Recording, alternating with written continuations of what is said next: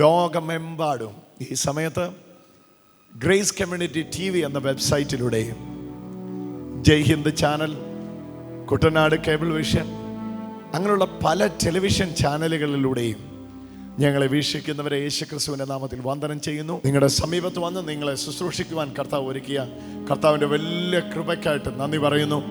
പ്രത്യേകിച്ച് ഇന്നത്തെ വചനം വിട്ടുപോകല്ല, മൊത്തം കേട്ടോണം കേട്ടോ.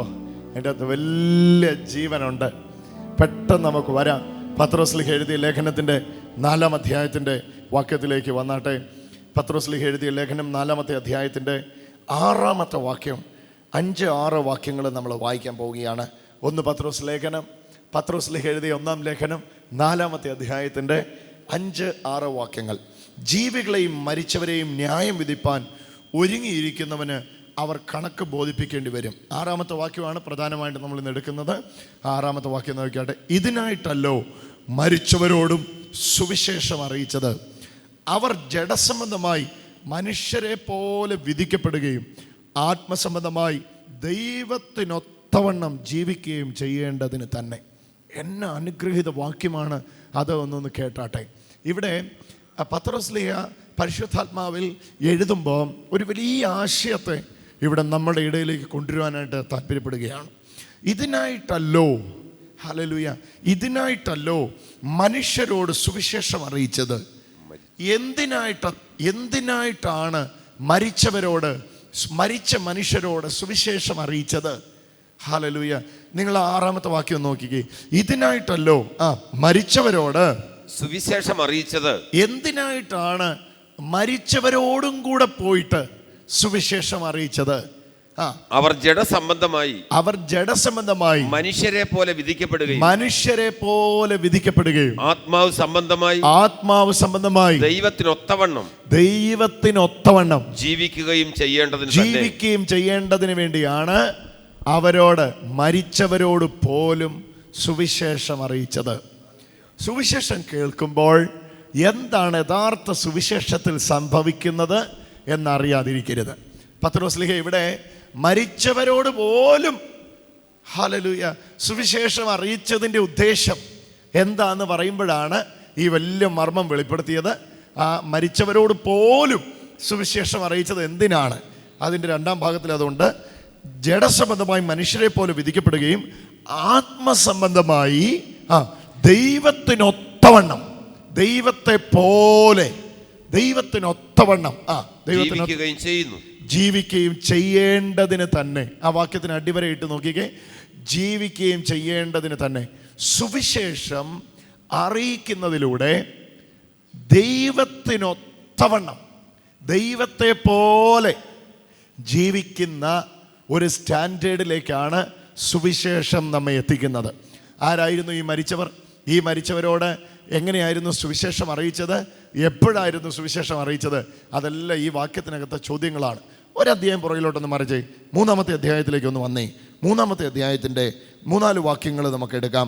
അതിൽ പ്രധാനമായിട്ട് നിങ്ങളിപ്പോൾ എടുക്കേണ്ട ഈ വാക്യം താഴേക്ക് വരുമ്പോൾ ഒരു വാക്യം നിങ്ങൾ എടുത്തോ. 19-ാമത്തെ വാക്യം, 3-ാമത്തെ അധ്യായത്തിൻ്റെ 19-ാമത്തെ വാക്യം. 18 മുതൽ വായിച്ചാൽ കൂടുതൽ ആശയം വ്യക്തമാകും. ക്രിസ്തുവും നമ്മെ ദൈവത്തോട് അടുപ്പിക്കേണ്ടതിന് നീതിമാനായി നീതികെട്ടവർക്ക് വേണ്ടി പാപനിമിത്തം ഒരിക്കൽ കഷ്ടം അനുഭവിച്ചു. ജഡത്തിൽ മരണശിക്ഷ ഏൽക്കുകയും ആത്മാവിൽ ജീവിക്കപ്പെടുകയും ചെയ്തു. അടുത്തത്, ആത്മാവിൽ അവൻ ചെന്ന് പണ്ട് നോഹയുടെ കാലത്ത് പണ്ട് നോഹയപ്പച്ചൻ എന്ന് പറയുന്ന ഒരു അപ്പച്ചൻ ഉണ്ടായിരുന്നു. അപ്പച്ചൻ്റെ കാലത്ത് വലിയൊരു വെള്ളപ്പൊക്കം ഉണ്ടായിരുന്നു. വെള്ളപ്പൊക്കം ഉണ്ടായ സമയത്ത് 8 പേരൊഴികെ ബാക്കിയുള്ളവരെല്ലാം മരിച്ചുപോയി. നോഹയപ്പച്ചൻ്റെ കാലത്തുണ്ടായിരുന്ന വെള്ളപ്പൊക്കത്തിൽ പെട്ടകത്തിൽ കയറിയിരുന്ന 8 പേരൊഴികെ ബാക്കി എല്ലാവരും മരിച്ചുപോയി. ഇങ്ങനെ മരിച്ചുപോയ വലിയൊരു സമൂഹം ഉണ്ടായിരുന്നു. ആ സമൂഹത്തോട് പറഞ്ഞ കാര്യമാണ് ഇവിടെ വായിക്കുന്നത്. അവൻ ആത്മാവിൽ ചെന്ന്, 19-ാമത്തെ വാക്യം, ആത്മാവിൽ ചെന്ന് പണ്ട് നോഹയുടെ കാലത്ത് പെട്ടകം ഒരുക്കുന്ന സമയം ദൈവം ദീർഘക്ഷമയോടെ കാത്തിരിക്കുമ്പോൾ അനുസരിക്കാത്തവരായി തടവിലുള്ള ആത്മാക്കളോട്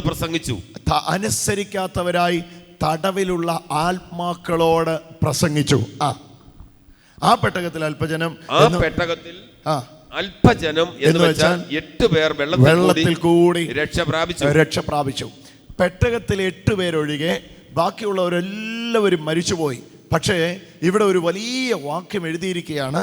ആ വാക്യം ഇതാണ്: ആത്മാവിൽ ചെന്ന് നോഹയുടെ കാലത്ത് പെട്ടകം ഒരുക്കുന്ന സമയം ദൈവം ദീർഘക്ഷമയോടെ കാത്തിരിക്കുമ്പോൾ അനുസരിക്കാത്തവരായി തടവിലുള്ള ആത്മാക്കളോട് സുവിശേഷം പ്രസംഗിച്ചു. പഴയ നിയമത്തിൽ മരിച്ചു പോകുന്ന ഓരോ വിശുദ്ധന്മാരും പോയിക്കൊണ്ടിരുന്നത്, വിശുദ്ധന്മാരും അശുദ്ധന്മാരും പോയിക്കൊണ്ടിരുന്നത് ഇന്നത്തെ യാഥാർത്ഥ്യ നരകത്തിലേക്കും യാഥാർത്ഥ്യ സ്വർഗത്തിലേക്കും അല്ല. ഹല്ലേലൂയ. പഴയ നിയമത്തിൽ മരിക്കുന്നവർ 2 സ്റ്റേജുകളിലേക്കായിരുന്നു പോയിക്കൊണ്ടിരുന്നത്. ഭക്തന്മാർ മരിക്കുമ്പോൾ പോലും പ്രാർത്ഥിച്ച പ്രാർത്ഥന ഇങ്ങനെയാ: എൻ്റെ നരയെ, എൻ്റെ പ്രിയ മകനെ കാണാതെ പാതാളത്തിലേക്ക് വിടുകയാണോ? പഴയ നിയമത്തിൽ മരിച്ചവരെല്ലാം പുതിയ നിയമത്തിൽ സ്വർഗത്തിൽ പോകാനുള്ള ഏക വഴി യേശുവാണ് എന്ന പരിധിക്ക് ആരംഭിക്കുന്നതിന് മുമ്പ് മരിച്ചവരെല്ലാം പോയത് എങ്ങോട്ടാണെന്നറിയോ? പാതാളത്തിലേക്കാണ്. ഈ പാതാളത്തെ ഈ അധമപാതാളം എന്ന ആശയത്തിലല്ല ബൈബിൾ വിശേഷിപ്പിച്ചിരിക്കുന്നത്. തീപ്പൊയ്കയും പല്ലുകടിയും കരച്ചിലും ഒക്കെ ഉണ്ടാകുന്ന സ്ഥലം എന്നുള്ളതിനേക്കാൾ ഉപരിയായി ഹാഡിസ് എന്ന വാക്കിലാണ് വിശേഷിപ്പിച്ചിരിക്കുന്നത്. ഹാഡിസ് എന്ന വാക്കിന് അവിടെ കൊടുത്തിരിക്കുന്ന ആശയം കുട്ടിനരകം എന്നാണ്. ജയിലിലിടുന്നതിന് മുമ്പ് തടവിൽ പിടിക്കപ്പെട്ട വ്യക്തിയെ, കുറ്റാരോപിതനായ വ്യക്തിയെ സബ് ജയിലിൽ സൂക്ഷിക്കാറുണ്ടല്ലേ? അത് നിങ്ങൾക്ക് പറഞ്ഞാൽ മനസ്സിലാകും. കുറ്റാരോപിതനായ വ്യക്തി സബ് ജയിലിൽ സൂക്ഷിക്കപ്പെടുന്നു. എന്നാൽ കുറ്റം തെളിഞ്ഞു കഴിയുന്നതോടെ ആ വ്യക്തിയെ ജയിലിലേക്ക് കൊണ്ടുപോകുന്നു. ഇവിടെ ഈ സബ് ജയിലിലേക്കാണ് പഴയ നിയമ വിശുദ്ധന്മാർ മരിച്ചവരെല്ലാവരും പോയത്. അതിനെ അക്ഷരാർത്ഥത്തിൽ പാതാളം എന്ന് ബൈബിൾ വിശേഷിപ്പിച്ചിട്ടുണ്ട്.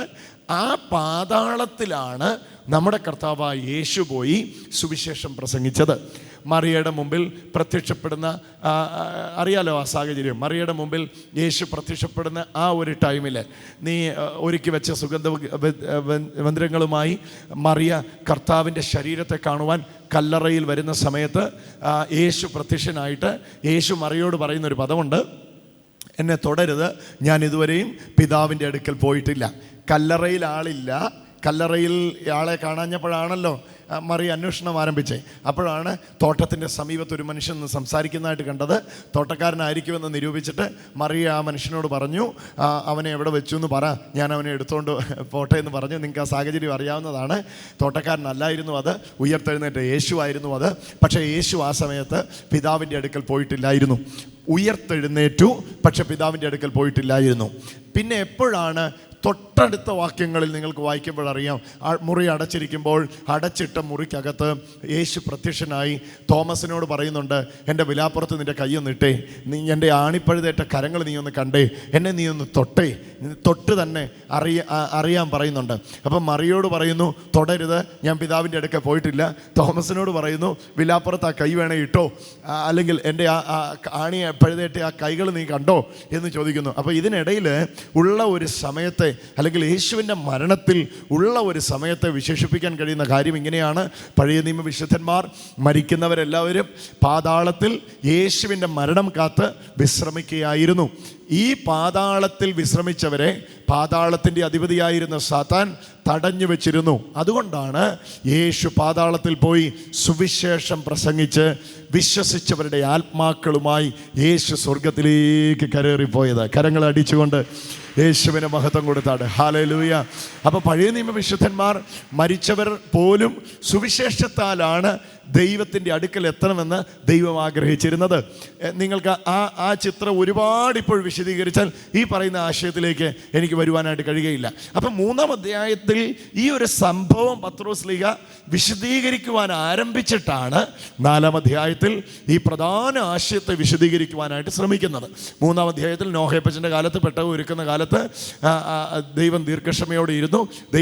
ദൈവത്തെ സ്വീകരിക്കുമെന്ന് പറഞ്ഞിരുന്നു. പക്ഷെ സ്വീകരിക്കാത്തവർ, മരിച്ചവർ, പാതാളത്തിലായിരുന്നവരെ ആത്മാവിൽ ചെന്ന് അവരോട് സുവിശേഷം പ്രസംഗിച്ച് അവരുടെ ആത്മാക്കളെയും വിടുവിച്ചുകൊണ്ട് കയറി എന്നതിനാൽ അവൻ സ്വർഗത്തിൻ്റെ ഭൂമിയുടെ അധോഭാഗങ്ങളിലേക്ക് ഇറങ്ങി എന്ന് വരുന്നില്ലയോ?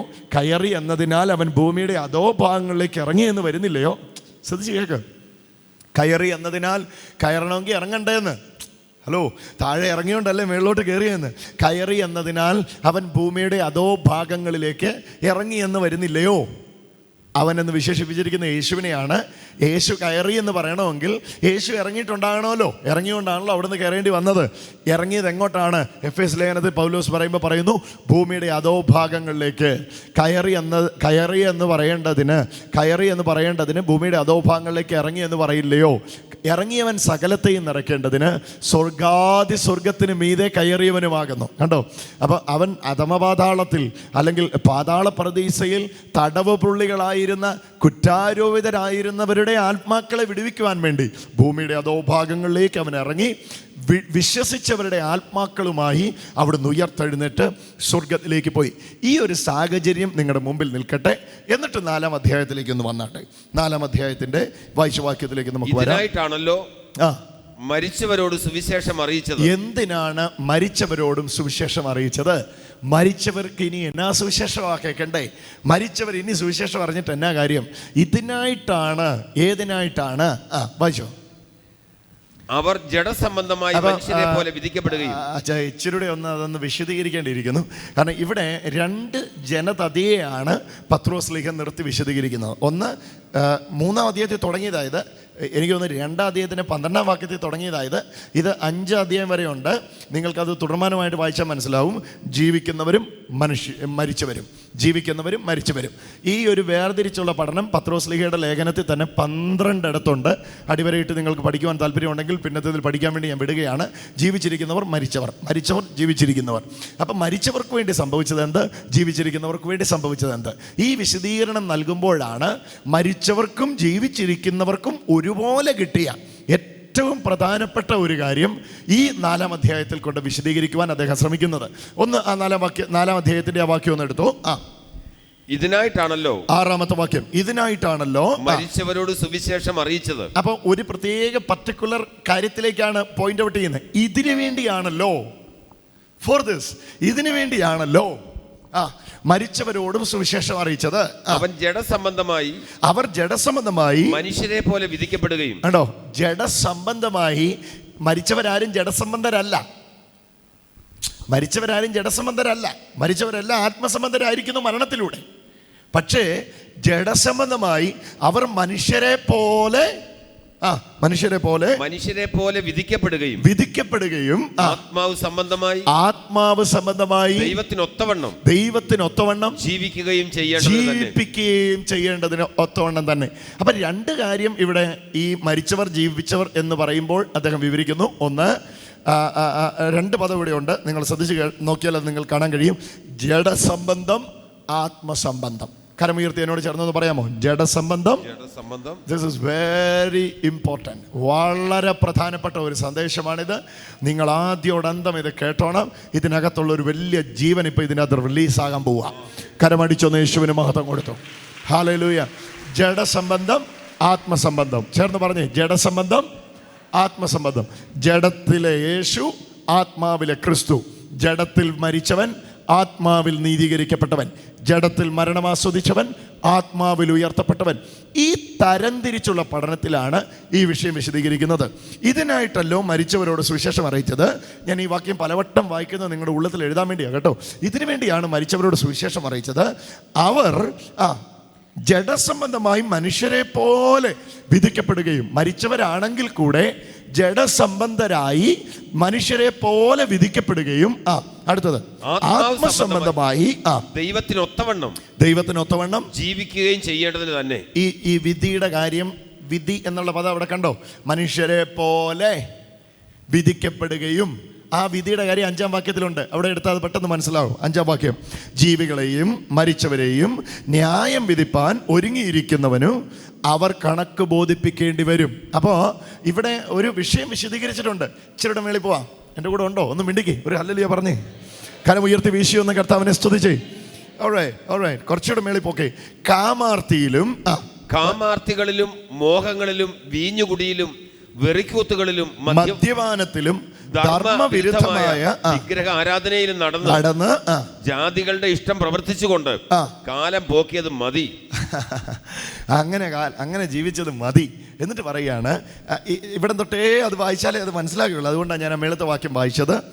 ഇന്ന് കാമാർത്ഥികളിലും മോഹങ്ങളിലും വീഞ്ഞുകുടിയിലും വെറുക്കുത്തിലും മദ്യപാനത്തിലും ധർമ്മവിരുദ്ധമായ വിഗ്രഹാരാധനയിലും നടന്ന് ജാതികളെ പോലെ നമുക്ക് ജീവിക്കാൻ പറ്റാത്തത് എന്തുകൊണ്ടാണെന്ന് 1-ാം വാക്യത്തിൽ പറഞ്ഞു. നാം കർത്താവിൻ്റെ മനസ്സ് സ്വീകരിച്ചു. അപ്പം ഇവിടെ ഡു ആണ്, ഇങ്ങനെ ചെയ്യുവീൻ എന്നുണ്ട്. പക്ഷെ അതിന് മുമ്പേ ഡൺ പറഞ്ഞു കഴിഞ്ഞു. എത്ര? 1-ാം വാക്യത്തിൽ ഡൺ പറഞ്ഞു കഴിഞ്ഞു. ക്രിസ്തുവിൻ്റെ കഷ്ടം അനുഭവിച്ചതുപോലെ നിങ്ങൾ അവൻ്റെ ഭാവം, take the mind of Christ, receive the mind of Christ. കർത്താവിൻ്റെ മനസ്സ് സ്വീകരിക്കുവീൻ എന്നിട്ടാണ് പറയുന്നത്. കർത്താവിൻ്റെ മനസ്സ് സ്വീകരിച്ചവന് ഇനി കാമാർത്തിയിലും വിഗ്രഹാരാധനയിലും മദ്യപാനത്തിലും, വായിച്ചവാക്ക്, മദ്യപാനത്തിലും ധർമ്മവിരുദ്ധമായ വിഗ്രഹാരാധനയിലും നടന്ന് ജാതികളുടെ ഇഷ്ടം പ്രവർത്തിച്ചു കൊണ്ട് പോകുന്ന കാലം മതി. ഇനി അത് വേണ്ട. കാരണം നിങ്ങൾ കർത്താവിൻ്റെ മനസ്സ് സ്വീകരിച്ചവരാണ്. ഹല്ലേലൂയ. ഞാൻ അവിടെ മുതലേ ഇങ്ങനെ എടുത്തു വരികയാണ്, ഉള്ളതിൽ എഴുതാൻ വേണ്ടി. കർത്താവിൻ്റെ മനസ്സ് സ്വീകരിച്ചവരാണ്. എന്നിട്ട് പറയുകയാണ്, കർത്താവിൻ്റെ മനസ്സ് സ്വീകരിച്ചവർ മാത്രമല്ല നിങ്ങൾ. ആദ്യം പറഞ്ഞ കർത്താവിൻ്റെ മനസ്സ് സ്വീകരിച്ചവരാണ്. പിന്നെ പറയുക, കർത്താവിൻ്റെ മനസ്സ് സ്വീകരിച്ചവർ മാത്രമല്ല നിങ്ങൾ, ദൈവത്തെ പോലെ ജീവിപ്പിക്കപ്പെട്ടവരാ നിങ്ങൾ. കരമടിച്ചുകൊണ്ട് യേശുവിന് മഹത്വം കൊടുത്തു. നിൽക്കത്തില്ല ഇവിടെ. ആത്മസംബന്ധമായി ദൈവത്തിനൊത്തവണ്ണം. അത് 4-ാം വാക്യം ഒന്ന് എടുത്തു വന്നാലേ അത് മനസ്സിലാവുള്ളൂ. അപ്പോൾ ഇവിടെ ഒരു കാര്യം വിശദീകരിക്കുകയാണ്. അതിതാണ്, നിങ്ങൾക്ക് ഇന്ന് കാമാർത്തിയിലും വിഗ്രഹാരാധനയിലും സോക്കോൾഡ് 6 കാര്യങ്ങൾ, വീഞ്ഞുകുടിയിലും മദ്യപാനത്തിലും വെറിക്കൂത്തുകളിലും ഇന്ന് ജീവിക്കാൻ പറ്റൂല. എന്തുകൊണ്ട് ജീവിക്കാൻ പറ്റൂല? നിങ്ങൾക്ക് കർത്താവിൻ്റെ മനസ്സ് വന്നിരിക്കുന്നു, കർത്താവിൻ്റെ മനസ്സ് നിങ്ങൾ സ്വീകരിച്ചിരിക്കുന്നു. ഓക്കെ. എന്നിട്ട് താഴെ വിശദീകരിക്കുന്നത്, അങ്ങനെ ജീവിക്കുന്നവർക്ക് ന്യായവിധിയുണ്ട്. ദൈവമക്കൾക്ക് ന്യായവിധിയില്ല. ദൈവമക്കൾക്ക് പ്രതിഫല വിഭജനമാണ് ഇനി നടക്കേണ്ടത്. ദൈവമക്കൾക്കല്ല ന്യായവിധി. നിങ്ങൾ യേശുക്രിസ്തുവിൽ വിശ്വസിച്ചപ്പോൾ ശിക്ഷാവിധിയിൽ നിന്ന് സ്വതന്ത്രരായി കഴിഞ്ഞു. ശിക്ഷാവിധി, ന്യായവിധി, ഇതെല്ലാം വിശദീകരിച്ച് പഠിക്കേണ്ട ഭാഗമാണ്. ന്യായമായ വിധി ഇനി നിങ്ങൾക്കില്ല. ഇനി നിങ്ങൾ വെള്ളസിംഹാസനത്തിന് മുമ്പ് നിൽക്കേണ്ടി വരുമെന്ന് പറയുന്നത് കറക്റ്റാണ്. അത് പ്രതിഫല വിഭജനത്തിന് വേണ്ടിയാണ്, പ്രതിഫലം വാങ്ങുവാനാണ്. ശരീരത്തിൽ ഇരിക്കുമ്പോൾ ദൈവനാമത്തിന് വേണ്ടി ചെയ്തതിൽ ദൈവം നിങ്ങളെ മാനിക്കുന്നതാണ് ഇനി സംഭവിക്കാൻ പോകുന്നത്. പുത്രന് വിശ്വസിക്കുന്നവന് ന്യായവിധി ഇല്ല. ഒന്ന് പറഞ്ഞു, പുത്രന് വിശ്വസിക്കുന്നവന് ഇല്ല. നിങ്ങളത് പറയുന്നില്ല, ഉറക്കെ പറഞ്ഞാട്ട്. പുത്രനിൽ വിശ്വസിക്കുന്നവന് ഇല്ല. ചേർന്ന് പറഞ്ഞു, പുത്രനിൽ വിശ്വസിക്കുന്നവന്, ഉറക്കെ പറ, പുത്രന് വിശ്വസിക്കുന്നവന് ന്യായവിധി ഇല്ല. ഹല്ലേലൂയ. കാരണം നമ്മുടെ വിധി യേശു ഏറ്റെടുത്ത് കഴിഞ്ഞിരിക്കുന്നു. ഹല്ലേലൂയ. ഒന്ന് എന്നോട് ചേർന്ന് പറഞ്ഞു, നമ്മുടെ വിധി യേശു ഏറ്റെടുത്ത് കഴിഞ്ഞു. ജീവികളെയും മരിച്ചവരെയും ന്യായം വിധിപ്പാൻ ഒരുങ്ങിയിരിക്കുന്നവന് അവർ കണക്ക് ബോധിപ്പിക്കേണ്ടി വരും. ആരാന്നറിയോ? ഈ ജീവിക്കുന്നവർ. നിങ്ങളതല്ല, നിങ്ങൾ കർത്താവിൻ്റെ മനസ്സ് സ്വീകരിച്ചവരാ. ഏത് ലേഖനങ്ങൾ പഠിക്കുമ്പോഴും ഈ ആശയത്തെ പഠിച്ചാൽ മനസ്സിലാകും. ഈ ലേഖനങ്ങളെല്ലാം എഴുതുമ്പോൾ കർത്താവിൻ്റെ മനസ്സ് സ്വീകരിച്ചവരുമുണ്ട്, കർത്താവിൻ്റെ മനസ്സ് സ്വീകരിച്ചു കൊണ്ടിരിക്കുന്നവരുമുണ്ട്, കർത്താവിൻ്റെ മനസ്സ് സ്വീകരിക്കേണ്ടിയവരുമുണ്ട്. അപ്പോൾ ഈ വളർച്ചയുടെ, ക്രിസ്തീയ വളർച്ചയുടെ പല ഘട്ടങ്ങളിലൂടെ എഴുതപ്പെടുന്നതാണ് ലേഖനങ്ങൾ. ഇവിടെയും ഒരുപക്ഷെ അങ്ങനെയുള്ള 3 കാറ്റഗറി, 3 തട്ടുകൾ ഉണ്ടായേക്കാം. പക്ഷേ ഈ സത്യം നിങ്ങളുടെ ഉള്ളത്തിൽ എഴുതുക. നിങ്ങൾ ന്യായവിധിയിൽ വിധിക്കപ്പെടേണ്ടിയവരല്ല. കർത്താവിൻ്റെ മുമ്പിൽ ഇനി നിൽക്കുന്നത് പ്രതിഫലം വാങ്ങുവാനാണ്. ശരീരത്തിൽ ഇരുന്ന കർത്താവിൻ്റെ വേലയിൽ പ്രയോജനപ്പെട്ടവരെ അവിടെ കൊണ്ട് മാനിക്കുന്ന ദിവസങ്ങൾ വരാൻ പോകുന്നു. അതിനായിട്ട് ഞാൻ കർത്താവിന് മഹത്വം കൊടുക്കുന്നു. കീർത്തിചക്രയേക്കാൾ വലുത്, വീര്യചക്രത്തേക്കാൾ വലുത്, ഹല്ലേലൂയ, വലിയ പദവിയൊക്കെ തന്ന് കമാൻഡിങ് ഓഫീസേഴ്സിനെ മാനിക്കുന്ന പോലെ തന്നെ ഓരോ മാനങ്ങൾ തന്ന് ദൈവനാമത്തിന് വേണ്ടി പ്രയോജനപ്പെട്ടവരെ മാനിക്കുന്ന ദിവസങ്ങളാണ് വരുന്നത്. അതിനായിട്ട് ഞാൻ കർത്താവിനെ സ്തുതിക്കുന്നു. മുമ്പോട്ട് വരിക. അതിനായിട്ടല്ലോ മരിച്ചവരെയും സുവിശേഷം അറിയിച്ചത്.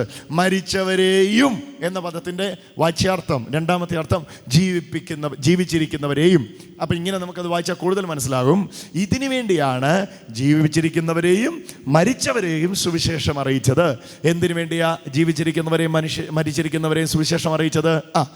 ജഡസംബന്ധമായി മനുഷ്യരെ പോലെ വിധിക്കപ്പെടുകയും ആത്മാവ് സംബന്ധിച്ച് ദൈവത്തിനൊത്തവണ്ണം ജീവിക്കുകയും ചെയ്യേണ്ടതിന്. എന്നോട് ചേർന്ന പദം ഒന്ന് പറഞ്ഞേ, ദൈവത്തിനൊത്തവണ്ണം ജീവിക്കേണ്ടതിന്.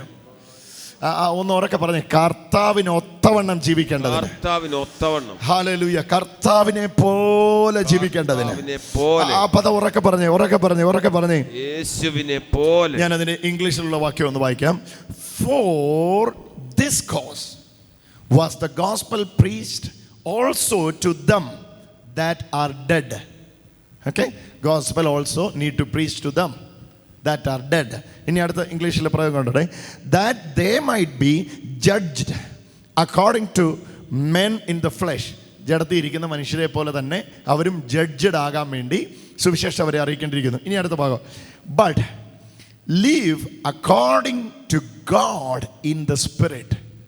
ദൈവത്തിനൊത്തവണ്ണം, ദൈവത്തെ പോലെ ആത്മാവിൽ ജീവിപ്പിക്കപ്പെടുന്നവരാകാനാണ് നിങ്ങളെ സുവിശേഷം അറിയിച്ചത്. കരങ്ങളെ അടിച്ചുകൊണ്ട് യേശുവിനെ മാത്രം കൊടുക്കുക. ഹല്ലേലൂയ. ദൈവത്തെ പോലെ നിങ്ങൾ ജീവിക്കുന്നവരാകാൻ വേണ്ടിയാണ് നിങ്ങൾ സുവിശേഷം കേട്ടത്. സുവിശേഷം നിങ്ങളെ കൊണ്ടുപോകുന്നത് നിങ്ങളുടെ സ്റ്റാൻഡേർഡിനൊത്തവണ്ണമല്ല, ദൈവത്തിൻ്റെ സ്റ്റാൻഡേർഡിനൊത്തവണ്ണം.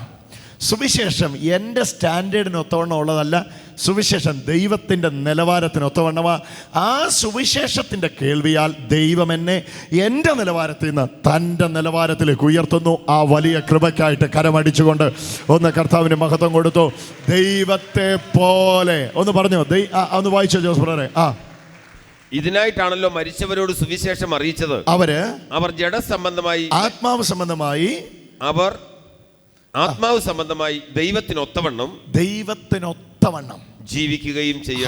ഇന്ന് ആത്മസംബന്ധമായി ഞാൻ ദൈവത്തിനൊത്തവണ്ണം ജീവിക്കാൻ കാര്യം ഈ സുവിശേഷത്തെ ഞാൻ അംഗീകരിച്ചത് കൊണ്ടാണ്. ഹല്ലേലൂയ. ഇന്ന് ദൈവത്തിനൊത്തവണ്ണമുള്ള ഇതിനെല്ലാവരും ശ്രമിക്കുന്നത്. ബ്രദറെ, എനിക്ക് ദൈവത്തിനൊത്തവണ്ണം ഒരു ജീവിതം നയിക്കണം, ദൈവത്തിനൊത്തവണ്ണം. നിങ്ങളെ കൊണ്ട് ദൈവത്തിനൊത്തവണ്ണമുള്ള ജീവിതം നയിക്കാൻ കഴിയും. എന്തുകൊണ്ടാണെന്നറിയോ? നിങ്ങൾ ദൈവത്തെ പോലെ ജീവിപ്പിക്കപ്പെട്ടവരാണ്. പുത്രനായ യേശുവിനെ പോലെ ജീവിപ്പിക്കപ്പെട്ടവരാണ്. ഓ ഹല്ലേലൂയ. ഞാൻ ഒന്ന് നിങ്ങളുടെ ഉള്ളത്തിലേക്ക് അതൊന്ന് എഴുതണം. കാരണം ഒരു വലിയ ചിന്തയാണ്. ഇച്ചിരി സമയം എടുക്കുമെന്ന് തുറന്നു കിട്ടാൻ, പക്ഷെ അതൊരു വലിയ ചിന്തയാണ്. ഹല്ലേലൂയ. ജഡത്തിൽ യേശു പാപം വഹിച്ച് മരിച്ചതുപോലെ, ജഡത്തിൽ പാപത്തെ വഹിച്ച് പാപത്തിൽ മരിച്ചവരായിരുന്നു നിങ്ങൾ. എന്നാൽ ജഡത്തിൽ പാപം വഹിച്ച് മരിച്ച യേശു ആത്മാവിൽ ഉയർക്കപ്പെട്ടതുപോലെ. റോമർ 1:5 പെട്ടെന്ന് വേണമെങ്കിൽ ഒന്ന് എടുത്തു വായിച്ചു, അപ്പോൾ അത് കൂടുതൽ മനസ്സിലാവും. റോമർ 1:5 റോമർക്ക് എഴുതിയ ലേഖനം 1-ാമത്തെ അധ്യായത്തിന്റെ 5-ാമത്തെ തിരുവെഴുത്ത് ദയവായിട്ട് നോക്കുക. റോമർ 1:5. ജഡം സംബന്ധിച്ച് ദാവീദിന്റെ സന്തതിയിൽ ജനിക്കുകയും. യേശുവിന്റെ രണ്ട് സംബന്ധം പറയുന്നത്, ജഡസംബന്ധം, ഇനി അടുത്തത് ആത്മസംബന്ധം. ജഡം സംബന്ധിച്ച് ദാവീദിന്റെ സന്തതിയിൽ നിന്ന് ജനിക്കുകയും മരിച്ചിട്ട് ഉയർത്തെഴുന്നേൽക്കിയാൽ വിശുദ്ധിയുടെ ആത്മാവ് സംബന്ധിച്ച് ദൈവപുത്രൻ എന്ന് ശക്തിയോടെ നിർണയിക്കപ്പെട്ടവനാൽ അത്രേ ഞങ്ങൾ അവൻ്റെ നാമത്തിന് സകല ജാതികളുടെ ഇടയിൽ വിശ്വാസത്തിന് അനുസരണം വരുത്തേണ്ടതിന് കൃപയും അപ്പോസ്തലത്വവും പ്രാപിച്ചത്. അല്ലേ? കൃപയും അപ്പോസ്തലത്വവും പ്രാപിച്ചത്. ഇവിടെ റോമാലേഖനം 1-ാം 5-ാം വാക്യത്തിൽ പൗലോസ്ലീഹ രണ്ടായിട്ട് തിരിച്ചു പറയുന്നു. ഒന്ന്, ജഡം സംബന്ധനായ യേശു, ആത്മസംബന്ധനായ ക്രിസ്തു. ജഡസംബന്ധനായ ക്രിസ്തു ജഡത്തിൽ പാപത്തെ വഹിച്ചു. ആത്മസംബന്ധനായ ക്രിസ്തു ദൈവത്തിൻ്റെ ജീവനാൽ ജീവിച്ചു. ഹല്ലേലൂയ. ഇതേ കാര്യം തന്നെയാണ് നമുക്ക് സംഭവിച്ചത്. അതിക്രമങ്ങളും പാപങ്ങളും മരിച്ചവരായിരുന്നു നിങ്ങളും ഞാനും.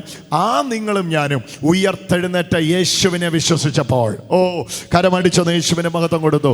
ഉയർത്തെഴുന്നേറ്റ യേശുവിനെ വിശ്വസിച്ചപ്പോൾ ആ യേശുവിനാൽ ആത്മാവിൽ ജീവിപ്പിക്കപ്പെട്ടു. ഹല്ലേലൂയ. ഒന്ന് ചേർന്ന് പറഞ്ഞു, ആത്മാവിൽ ജീവിപ്പിക്കപ്പെട്ടു. ഉറക്കെ പറ, ആത്മാവിൽ ജീവിപ്പിക്കപ്പെട്ടു. ഹല്ലേലൂയ. ജഡത്തിൽ മരിച്ച യേശുവിനോടൊപ്പം പാപത്തിൽ മരിച്ചു കിടന്ന നിങ്ങൾ മരിച്ചു. ആത്മാവിൽ ഉയർത്തെഴുന്നേറ്റ യേശുവിനെ പോലെ നിങ്ങളും ഒരു പുതിയ ജീവിതം ആരംഭിച്ചു. ആ ജീവിതത്തിലേക്ക് നിങ്ങളെ എത്തിച്ചത് കർത്താവാണ്. കർത്താവിൻ്റെ വിശേഷമാണ്. കർത്താവിൻ്റെ വിശേഷമാണ് സുവിശേഷം. ആ സുവിശേഷം കേട്ടപ്പോൾ നിങ്ങൾ ദൈവത്തെ പോലെ. ആ ജീവിതം ഇന്നത് പറഞ്ഞുകൊണ്ടിരിക്കുമ്പോൾ തന്നെ ഇവിടെ വ്യാപരിച്ചുകൊണ്ടിരിക്കുന്നു. ഇന്ന് എൻ്റെ ദൈവമേ, എൻ്റെ കഷ്ടമൊന്ന് മാറട്ടെ, എൻ്റെ വേദനയൊന്ന് തീരട്ടെ എന്ന് പ്രാർത്ഥിക്കുന്ന വ്യക്തിയായിരിക്കാം നിങ്ങൾ. പക്ഷേ ഈ തിരിച്ചറിവ് നിങ്ങളുടെ ഉള്ളിൽ വരുന്നുവെങ്കിൽ നിങ്ങൾ പറയാൻ പോവുകയാണ്, കഷ്ടത്തെ മാറ്റുന്നവൻ ഞാനാണ്. ഓ ഹല്ലേലൂയ. എന്നാൽ ചോദിക്കുന്നതിലും നനയ്ക്കുന്നതിലും അത്യന്തപരമായി ചെയ്യാൻ സ്വർഗത്തിൽ നിന്നൊരു ശക്തി വരുമെന്ന് ആരും പ്രതീക്ഷിക്കേണ്ട. എന്നാൽ നാം ചോദിക്കുന്നതിലും നനയ്ക്കുന്നതിലും അത്യന്തപരമായി ചെയ്യാൻ നമ്മിൽ വ്യാപരിക്കുന്ന ശക്തിയാൽ കഴിയുന്നവന്. ഓ, ആ പദം പറഞ്ഞു സ്വീകരിച്ചു. എന്നിൽ വ്യാപരിക്കുന്ന ശക്തിയാൽ കഴിയുന്നവന്. എന്നിൽ വ്യാപരിക്കുന്ന ശക്തി ഉയർത്തെഴുന്നേറ്റ യേശുവിൻ്റെ ശക്തിയാണ്. ജഡം സംബന്ധിച്ച് മരിച്ച് ആത്മാവ് സംബന്ധിച്ച് ഉയർത്തെഴുന്നേറ്റ യേശുവിൻ്റെ ശക്തി. ഓ ഹല്ലേലൂയ, ഹല്ലേലൂയ. മനുഷ്യത്വത്തിൽ മരണം, ദൈവത്വത്തിൽ ഉയർപ്പ്, ദൈവത്തെ പോലെയുള്ള ജീവിതം. ഇത് തന്നെയാണ് സംഭവിച്ചത്. മനുഷ്യത്വത്തിൽ ഞാനും നിങ്ങളും പാപത്തിൽ മരിച്ചവരായിരുന്നു. എന്നാൽ യേശു എന്ന ദൈവപുത്രന്റെ സുവിശേഷം, ദൈവപുത്രനായ യേശുവിൻ്റെ സുവിശേഷം, യേശു ദൈവമാണെന്നുള്ള സുവിശേഷം നിങ്ങൾ കേട്ടപ്പോൾ ആത്മാവിൽ ജീവിപ്പിക്കപ്പെട്ടവരായി. ഒന്ന് വാക്യം തൊട്ടോ, 6-ാമത്തെ വാക്യം, 4:6. ഇതിനായിട്ടാണല്ലോ മരിച്ചവരോടും സുവിശേഷം അറിയിച്ചത്. അത് നല്ല സരസമായിട്ട് പറയാൻ പറ്റുന്ന ഒരു വാക്കാണ്. ഇതിനു വേണ്ടിയാണല്ലോ, വേറൊരു ഉദ്ദേശം ഇല്ലല്ലോ. ഹലോ, വേറൊരു ഉദ്ദേശം ഇല്ലല്ലോ. ഇതിനു വേണ്ടിയാണല്ലോ. ഇതാണല്ലോ പ്രധാന ഉദ്ദേശം. എന്നതാ പ്രധാന ഉദ്ദേശം? പ്രധാന ഉദ്ദേശം ആത്മാവിൽ ദൈവത്തെ പോലെ, ദൈവത്തിനൊത്തവണ്ണം ജീവിക്കുന്നവരാകാൻ വേണ്ടിയാണ്, ജീവിക്കുന്നവരാക്കിയതാണ് ഈ സുവിശേഷം നമുക്ക് ചെയ്ത വലിയ കാര്യം. സുവിശേഷത്തെ വിശ്വസിച്ച് അത്രയും പേരും ഉറപ്പിച്ച് കരമടിച്ച് സ്വീകരിച്ചോ, നിങ്ങൾ ദൈവത്തിനൊത്തവണ്ണം ജീവിക്കുന്നവരാണ്. ഓ ശക്തിയോടെ പോരാ, ദൈവത്തിനൊത്തവണ്ണം ജീവിക്കുന്നവരാണ്. ഹല്ലേലൂയ. ദൈവത്തെ പോലെ പറഞ്ഞു, ദൈവത്തെ പോലെ.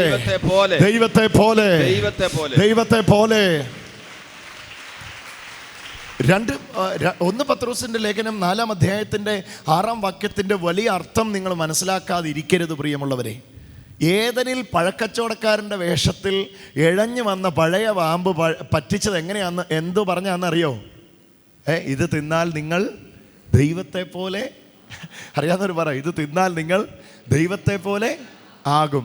അന്ന് ഏദനിലെ ഇഴഞ്ഞു വന്ന പഴക്കച്ചവടക്കാരനായ പഴയ പാമ്പിൻ്റെ ശ്രമം, പഴയ പാമ്പ് വിളിച്ചു പറഞ്ഞത്, ആദമേ ഹവ്വായേ, ഇത് തിന്നാൽ നിങ്ങൾ ദൈവത്തെ പോലെ ആകും, ദൈവത്തിനൊത്തവണ്ണമുള്ളവരാകും. ഹല്ലേലൂയ. പഴം തിന്നപ്പോൾ മരിക്കുക ചെയ്തെന്ന് നിങ്ങൾക്കറിയാം. ജീവിപ്പിക്കപ്പെട്ടവർ, ആത്മാവിൽ ജീവിപ്പിക്കപ്പെട്ടവർ ആത്മാവിൽ മരിക്കപ്പെടുകയാണ് പഴം തിന്നപ്പോൾ സംഭവിച്ചത്. ഹല്ലേലൂയ. എന്താണ് പഴം? അക്ഷരാർത്ഥത്തിൽ ആൾക്കാർ പറയുന്നത് ആ പഴത്തിന് എന്തോ പ്രശ്നമുണ്ടായിരുന്നു, അതെന്തോ വിഷക്കായി ആയിരുന്നു, അതുകൊണ്ടായിരിക്കും. നോ, അതല്ല ഇവിടുത്തെ വിഷയം. ആപ്പിളോ ഓറഞ്ചോ ബദാമോ ഇത് എന്തോ ആയിക്കോട്ടെ, ആ പഴമല്ല ഇവിടുത്തെ വിഷയം. നിങ്ങൾ ആ പഴത്തിന് ഒരു പ്രത്യേക വർണ്ണന കൊടുക്കുന്നതുകൊണ്ട് യാതൊരു അർത്ഥവുമില്ല. പഴം തിന്ന് അല്ല അവിടുത്തെ പ്രശ്നം, ആകാൻ വേണ്ടി ശ്രമിച്ചതാണ് അവിടുത്തെ പ്രശ്നം. ഇത് മനുഷ്യൻ മനസ്സിലാക്കിയിട്ടില്ല. ഹല്ലേലൂയ. ദൈവം പറഞ്ഞു, ഞാൻ നിങ്ങളെ സൃഷ്ടിച്ചിരിക്കുന്നത് എൻ്റെ സാദൃശ്യത്തിലും എൻ്റെ സ്വരൂപത്തിലുമാണ്. പിശാചു വന്ന് പറഞ്ഞു, അല്ലല്ല, ഇത് തിന്നാലേ നിങ്ങൾ ദൈവത്തെ പോലെ ആകൂ. ആണ് എന്ന് ദൈവം പറഞ്ഞു, ആകേണം എന്ന് പിശാചു പറഞ്ഞു.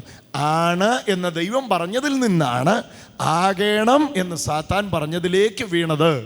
വിശ്വാസത്തിൽ നിന്ന് പ്രവൃത്തിയിലേക്കാണ് വീണത്. ഹലോ, വിശ്വാസം എന്താണ്? ഞാനാണ് എന്നുള്ളതാണ്. പ്രവൃത്തി എന്താണ്? എനിക്ക് ആകണം എന്നുള്ളതാണ്. ഹലോ, വിശ്വാസം എന്താണ്? എന്നെ ആക്കിയിരിക്കുന്നു എന്നുള്ളതാണ്. പ്രവൃത്തി എന്താണ്? എനിക്ക് ആകണം എന്നുള്ളതാണ്. സോ ആദം വീണത് ആ ഫ്രൂട്ടിനെ കഴിഞ്ഞിടയ്ക്ക് ഒരാൾ പറയുന്നുണ്ടോ, ആ പഴമായി പ്രശ്നം മുഴുവൻ ഉണ്ടാക്കിയേ. പഴമല്ല പ്രശ്നം ഉണ്ടാക്കിയേ. നോ, പഴത്തിന് പ്രശ്നം ഉണ്ടാക്കാൻ പറ്റില്ല. പഴത്തിന് യാതൊരു പ്രശ്നവും ഇല്ല. ദൈവം സൃഷ്ടിച്ചതിനെ നോക്കി ദൈവം പറഞ്ഞത് നല്ലതെന്നാ പറഞ്ഞേ. ഹല്ലേലൂയ. പഴം സൃഷ്ടിച്ചപ്പോൾ ദൈവം കുറ്റാരോപിതനായിട്ട് അയ്യോ ഞാനത് സൃഷ്ടിച്ചു പോയല്ലോ, ചീത്തയായതെന്നല്ല പറഞ്ഞേ. അതിനെ നോക്കിയിട്ട് ദൈവം നല്ലതെന്നാ പറഞ്ഞേ. പഴത്തിനല്ല ദോഷം, പഴം തിന്നുക എന്ന പ്രവൃത്തിക്കാണ് ദോഷം. ആ പ്രവൃത്തി ചെയ്യണമെങ്കിൽ ഇപ്പം എന്താണ് എന്നുള്ളതിൽ നിന്ന് വീണാൽ മാത്രമേ ആകേണമെന്ന ആശയത്തിൽ വീഴാൻ ഒക്കുകയുള്ളൂ. ദൈവത്തിൻ്റെ കോപം ജ്വലിച്ചത് പഴം തിന്നു എന്ന പ്രവൃത്തിക്കല്ല. പുരുഷൻ ആദം പഴം തിന്നോണ്ടിരുന്നപ്പം ദൈവം പെട്ടെന്ന് ആദമേ എന്ന് വിളിച്ചു. പെട്ടെന്ന് ഇവിടെ നിന്നുപോയി. അതാ പുരുഷന്മാർക്കല്ല ഇവിടെ ആദം സാപ്പിൾ. നോ,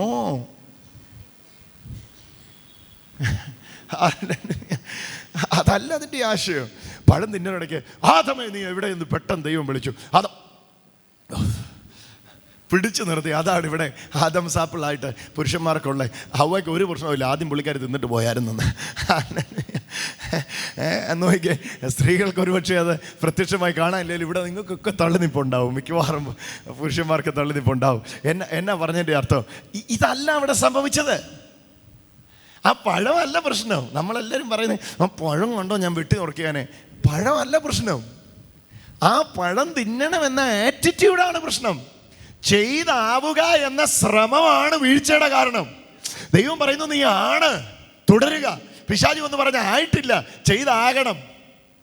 കാരണം ആണ് എന്ന് വിശ്വസിക്കുന്നവൻ ദൈവത്തിൽ ആശ്രയിക്കും, ആകണം എന്ന് വിശ്വസിക്കുന്നവൻ ജഡത്തിൽ ആശ്രയിക്കും. ആകണമെങ്കിൽ ചെയ്യണമല്ലോ, ചെയ്യണമെങ്കിൽ ജഡത്തിൽ നിന്ന് വേണ്ട ചെയ്യാൻ. ജഡത്തിൽ ആശ്രയിക്കുന്നവൻ വീഴും, ദൈവത്തിൽ ആശ്രയിക്കുന്നവൻ വാഴും. കരമടിച്ച് ഓ, ഈ മർമ്മം വലിയത് വെളിപ്പെട്ട് കിട്ടിയവർക്കായി സ്തോത്രം. ജഡത്തെ ആശ്രയിക്കുന്നവൻ വീഴും, ദൈവത്തെ ആശ്രയിക്കുന്നവൻ വാഴും. അതുകൊണ്ടാ ജഡത്തെ ആശ്രയിക്കുന്നതിന് മുമ്പ് ദൈവത്തോട് മനുഷ്യനോട് ദൈവം പറഞ്ഞു ആദമേ നീ സകലത്തിന് മേലും വാഴും. കാരണം ദൈവം സൃഷ്ടിച്ചത് വാഴാൻ വേണ്ടിയാ, ഒന്നും ചെയ്തിട്ടല്ല. ദൈവം എല്ലാം സൃഷ്ടിച്ച് വെച്ചിട്ട് ആദത്തോട് പറയുമായിരുന്നു റൂൾ ഓവർ, റെയിൻ ഓവർ, സകലത്തിന് മേലും വാഴുക. ഹല്ലേലൂയ. എന്നാൽ ആദം വീണപ്പോഴാണ് ആ വാഴ്ച വീഴ്ചയായി മാറിയത്. ആ വീഴ്ചയ്ക്ക് കാരണം ആണ് എന്ന ചിന്തയിൽ നിന്ന് ആകണമെന്ന ചിന്തയിലേക്ക് പോയതാണ്. ഇന്നും എന്നും എല്ലാ കാലത്തും ഇത് തന്നെയാണ് വിഷയം. സുവിശേഷത്തിലും മിക്ക സുവിശേഷങ്ങളിലും ഇതാണ്. അത് ചെയ്യേ, ഇത് ചെയ്യേ, ഇതൂടെ ചെയ്യേ, ഇവിടെ വന്ന് ചെയ്യേ, ഇത്ര പ്രാവശ്യം ചെയ്യേ. അത് തന്നെയാണ് വേറെ ഇപ്പുറത്തും ഒക്കെ കേൾക്കുന്ന സുവിശേഷം. ഇന്നടത്ത് വന്ന് ഇത്ര ദിവസം കുളിക്കേ, ഇത്ര ദിവസം നീന്ത്, ഇത്ര ദിവസം അത് ചെയ്യേ, ഇത്ര ദിവസം ഇത് ചെയ്യേ. ഇതല്ല സുവിശേഷം. നിങ്ങളെ കൊണ്ട് എന്നെങ്കിലും ചെയ്യിപ്പിക്കുന്ന അല്ല സുവിശേഷം. യേശു ചെയ്തതിൽ നിങ്ങൾ വിശ്വസിക്കുന്നതാണ് സുവിശേഷം. ഓ, എത്ര പേർക്ക് മനസ്സിലായി? Hallelujah, hallelujah. ഞാൻ ആവർത്തിക്കാം, നിങ്ങളെ കൊണ്ട് കുറെ എന്തൊക്കെയോ കാര്യങ്ങൾ ചെയ്യിക്കുന്ന അല്ല സുവിശേഷം, അത് പ്രവൃത്തിയുടെ സുവിശേഷമാണ്. ഹല്ലേലൂയ. അത് ചെയ്യേ, ഇവിടെ ചെയ്യേ, ഇത് ചെയ്യേ, ഇത് അവിടെ വന്ന് ഇത് ചെയ്യേ. അതല്ല സുവിശേഷം. യേശു ചെയ്തതിൽ ഞാൻ വിശ്വസിക്കുന്നതാണ് സുവിശേഷം. Real gospel is not work, real gospel is faith. Real ഗോസ്പലിൽ പ്രൊഡ്യൂസ് ആകുന്നതും യഥാർത്ഥ സുവിശേഷത്തിൽ പ്രൊഡ്യൂസ് ആകുന്നതും വിശ്വാസമാണ്. അതുകൊണ്ടാണ് സുവിശേഷത്തിൽ എൻ്റെ നീതിമാൻ വിശ്വാസത്താൽ ജീവിക്കുമെന്ന് എഴുതി വച്ചിരിക്കുന്നത്. അത് നിങ്ങൾക്കുണ്ടാകുന്നത് പ്രവൃത്തിയാലല്ല, യേശു ക്രൂശിൽ പ്രവർത്തിച്ച പ്രവൃത്തിയിലുള്ള വിശ്വാസത്താല. ഞാൻ മടങ്ങി വരട്ടെ. ദൈവത്തെ പോലെ ആക്കാം എന്ന് പറഞ്ഞാണ് ഏദനിൽ സാത്താൻ ആദത്തെയും ഹവ്വയെയും വീഴിച്ചത്. ഇവിടെ ഇതാ സുവിശേഷം, എവിടെ ആദം വീണോ അവിടെ നിങ്ങളെ പോക്കി നിർത്തുന്നു. Hallelujah, hallelujah. ഇവിടെ ഇതാ gospel, go and spell gospel. Hallelujah. ഇവിടെ ഇതാ സുവിശേഷം. ആദം എവിടെ വീണോ അവിടെ നിങ്ങളെ ഉയർത്തി നിർത്തുന്നു. ഹല്ലേലൂയ. ആദം എവിടെയാ വീണേ? ആദം വീണത് പ്രവൃത്തിയില്ല, ആദം വീണത് ചെയ്ത്തില്ല. എന്നാൽ ഇതാ നിങ്ങളോട് ഇനി ചെയ്യാൻ പറയുവല്ല യേശു വന്ന് ചെയ്തേ. യേശു 3.5 കൊല്ലം ഭൂമിയിൽ വന്ന് മരണമാസ്വദിച്ച ക്രൂശിലെ, ലോകത്തിൽ വെച്ചുള്ള കർത്താവിൻ്റെ ക്രൂശിലെ ജഡത്തിലുള്ള അവസാനത്തെ വാക്ക് അവിടുന്ന് വിളിച്ചു പറഞ്ഞു, ഇറ്റ് ഈസ് ഫിനിഷ്ഡ്. സകലവും നിവർത്തിയായി. ചെയ്യാനുള്ളതെല്ലാം ഞാൻ ചെയ്ത് കഴിഞ്ഞു. കരമടിച്ചൊന്ന് ആഘോഷിച്ചേ. യേശു എല്ലാം ചെയ്ത് കഴിഞ്ഞു, ക്രൂശിലെല്ലാം ചെയ്ത് കഴിഞ്ഞു, എനിക്ക് വേണ്ടി ചെയ്ത് കഴിഞ്ഞു. യേശുവേ, ഹല്ലേലൂയ, ഹല്ലേലൂയ. സോ സുവിശേഷം വിളിച്ചത്, സുവിശേഷം വിളിക്കുന്നത്, സുവിശേഷം വിളിക്കേണ്ടിയത്. ഹല്ലേലൂയ. ആദം എവിടെ വീണോ, ആദം എവിടെ വീണേ? പ്രവൃത്തിയിൽ ആശ്രയിച്ച് ദൈവത്തെ പോലെ ആകാൻ വേണ്ടിയുള്ള ശ്രമത്തിലാണ് ആദം വീണത്. പക്ഷെ സുവിശേഷം 4:6 ഇതിനായിട്ടാ സുവിശേഷം അറിയിച്ചേ. ഇതിനായിട്ടാണല്ലോ മരിച്ചവരോടും സുവിശേഷം അറിയിച്ചത്. ഹല്ലേലൂയ. സുവിശേഷത്തിൽ വിശ്വസിച്ചപ്പോ അവർ ആത്മസംബന്ധമായി ദൈവത്തിനൊത്തവണ്ണം ജീവിക്കുകയും ചെയ്യേണ്ടതിന് തന്നെ ഇതിനു വേണ്ടിയാ സുവിശേഷം അറിയിച്ചത്. അവിടെ ആ പദത്തിന് അടിവരയിട്ട് ദൈവത്തിനൊത്തവണ്ണം, ഈക്വൽ വിത്ത് ഗാഡ്. ഒന്ന് പറഞ്ഞ്, ഈക്വാലിറ്റി വിത്ത് ഗാഡ്. ദൈവത്തിന് സമമായി. പറഞ്ഞേ, ഉറക്കെ പറ, എല്ലാവരും പറ, ദൈവത്തിന് സമനായി. മറ്റൊരു വാക്കിൽ പറഞ്ഞാൽ, ഉൽപ്പത്തിയിൽ പറഞ്ഞ ആ പഴക്കച്ചവടക്കാരൻ വന്ന് പറഞ്ഞ അതേ പാദം തന്നെ എടുത്തിടാം. അപ്പൊ നിങ്ങൾക്ക് കൂടുതൽ മനസ്സിലായി. ചേർന്ന് പറഞ്ഞു, ദൈവത്തെ പോലെ. എല്ലാരും പറ, ദൈവത്തെ പോലെ. ഇല്ലല്ല, പോരെ, ഉറക്കെ പറ, ദൈവത്തെ പോലെ.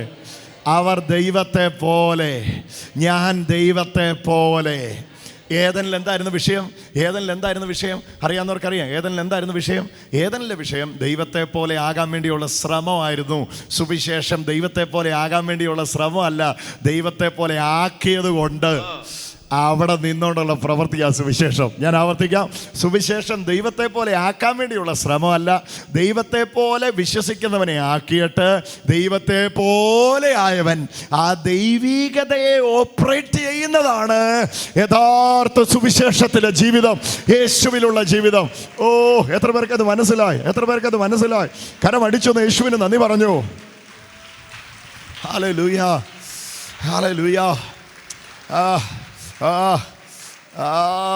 നിങ്ങളുടെ ഉള്ളത്തിലേക്ക് അതൊന്ന് വീഴണമെന്ന് ഞാൻ ആശിക്കുന്നു. ഹല്ലേലൂയ. സുവിശേഷത്തിൻ്റെ മെസ്സേജ് ഒരു നാൾ ഞാനും അപ്പനെ പോലെ വലുതാകുമെന്നല്ല, അമൂലിൻ്റെ പരസ്യമല്ല. മനസ്സിലാകുന്നുണ്ടോ? ഞാനും പാല് കുടിക്കും, അപ്പനെ പോലെ ഒരു നാൾ ഞാനും വലുതാകും, അപ്പനെ പോലെ ഞാൻ ഒരു നാളാകും എന്ന് പറയുന്നതല്ല സുവിശേഷത്തിൻ്റെ മെസ്സേജ്. അപ്പനെ പോലെ എന്നെ ആക്കിയത് കൊണ്ട്, സുവിശേഷത്തിൽ വിശ്വസിച്ചപ്പോൾ നിങ്ങൾക്ക് സംഭവിച്ചതാ, നിങ്ങളെ അപ്പനെ പോലെ നിങ്ങളെ ആക്കിയത് കൊണ്ട് അവിടെ നിന്നുകൊണ്ട് ദൈവത്തിന് നിങ്ങൾ പ്രയോജനപ്പെടണം. ഇതാണ് സുവിശേഷം. ഒരു ഹല്ലേലൂയ പറഞ്ഞേ, ഹല്ലേലൂയ. സുവിശേഷം അല്ലെങ്കിൽ ക്രിസ്തീയ ജീവിതം സ്നേക്ക് ആൻഡ് ലാഡർ അല്ല, ഏണിയും പാമ്പും അല്ല. ഏണിയും പാമ്പും കളി അറിയിപ്പില്ലേ? ഒരു ഡപ്പിക്കകത്ത് 5, 4, 3, 10, 8 എത്രയൊക്കെയാണ്? 6 ഉണ്ടല്ലേ? 6.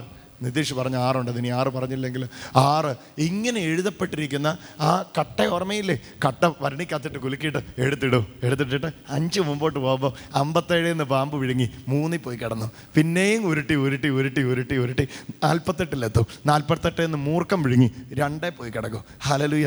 പിന്നെയും ഉരുട്ടി 90 കയറും. 90 രാജവെമ്പാല വിഴുങ്ങും, ദേ വീണു താഴെ. ഹല്ലേലൂയ. 2 പോയി കിടക്കും. അവിടുന്ന് പിന്നെയും ഉരുട്ടി ഒരു പരുവത്തിന് 92, 93, 94, 95 പോയി. 95 പിന്നെയും പാമ്പ് വിഴുങ്ങും, 1 പോയി കിടക്കും. ഉരുട്ടി ഒരു നാൾ 100-ലെത്തുന്നതല്ല ക്രിസ്തീയ ജീവിതം. 100 എന്നെ കൊണ്ട് ഇരുത്തിയിട്ട് പറയുക, ഇവിടുന്ന് ജീവിച്ചോ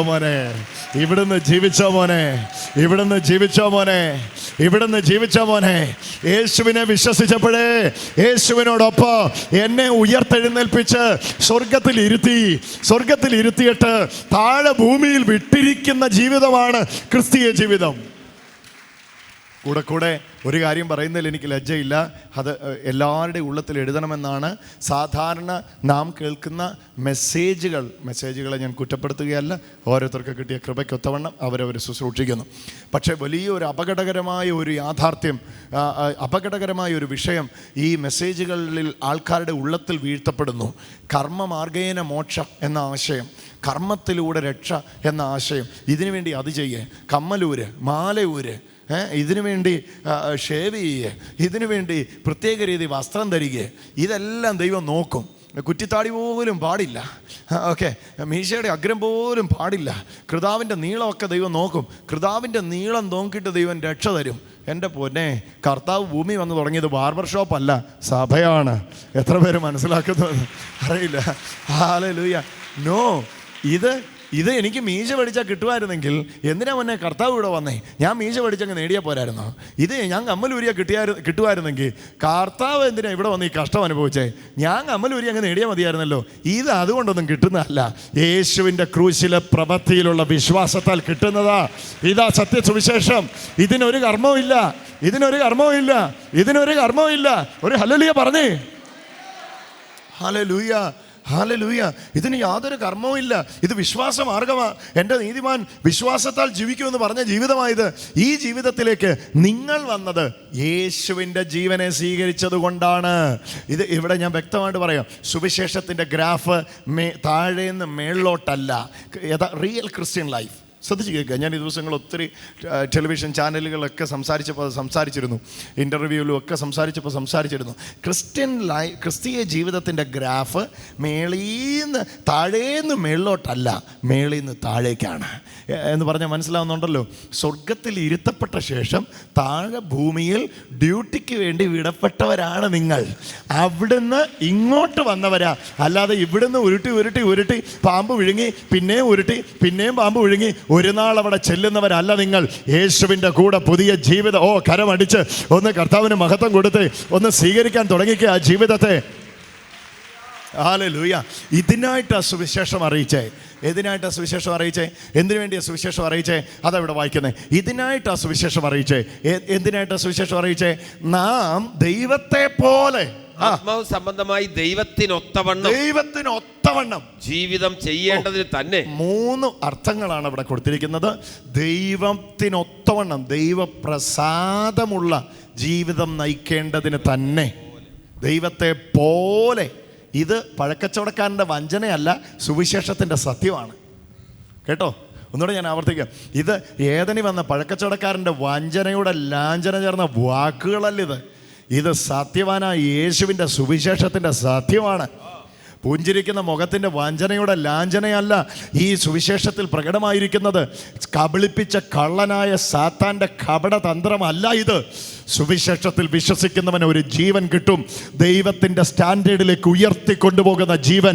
ആ ജീവനിൽ രാജാവിനെ പോലെ കരമടിച്ച് ആ ജീവനിൽ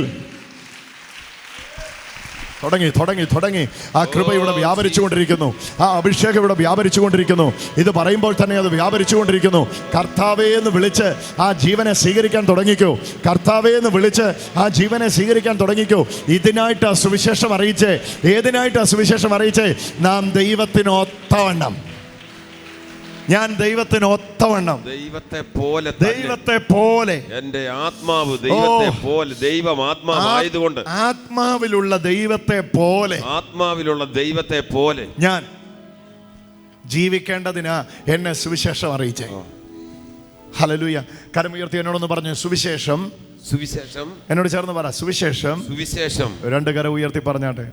സുവിശേഷം ദൈവത്തെ പോലെ ജീവിക്കാൻ വേണ്ടി ദൈവിക ജീവൻ എന്നിൽ തന്ന സദ്വർത്തമാനമാണ്.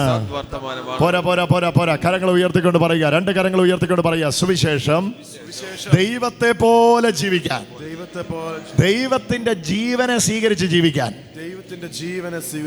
എനിക്ക് തന്ന വിശേഷമാണ് സുവിശേഷം. ഇതാ നിങ്ങൾ സ്വീകരിച്ചിരിക്കുന്നത്.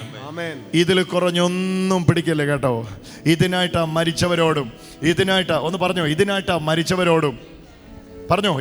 മരിച്ചവരോടും ജീവിച്ചിരിക്കുന്നവരോടും സുവിശേഷം അറിയിച്ചത്. എന്നതിനാ? ആത്മാവ് സംബന്ധമായി ദൈവത്തിനൊത്തവണ്ണം. ഒന്ന് പറഞ്ഞേ, ദൈവത്തിനൊത്തവണ്ണം. ഇന്ന് പ്രത്യേകിച്ച് ടെലിവിഷനിലൂടെ എന്നെ കേൾക്കുന്ന പ്രിയമുള്ളവരെ, ഈ ഒരു ലിവിങ് സ്റ്റാൻഡേർഡിലേക്ക് ദൈവം നിങ്ങളെ കൊണ്ടുവന്നിരിക്കുന്നു. മറക്കരുത്, മടിക്കരുത്.